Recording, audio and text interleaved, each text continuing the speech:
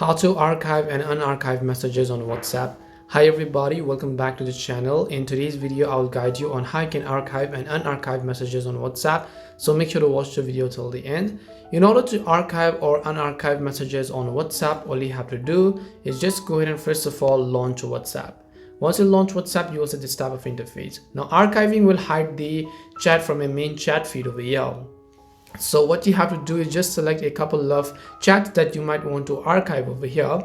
Once you select a couple of chats that you want to archive, just tap the little down arrow icon from the top right hand side, which is the archive icon. So just tap on that, and then here you can see a little folder at the top that says archive, which means the chat has been hidden from our main chat feed and has been moved to archived. Now to unarchive it, just go to the archive section from the top again, and then just select the chats you want to unarchive. Then just tap on the upper arrow icon this time. Then the chats will be successfully unarchived and then move back to your main feed. This is simply how you can archive or unarchive chats on WhatsApp. We hope the video was helpful, and if it did help you, make sure to leave a like and subscribe to the channel. If you have any questions, feel free to leave them down. Thank you very much for watching, and see you in the next video.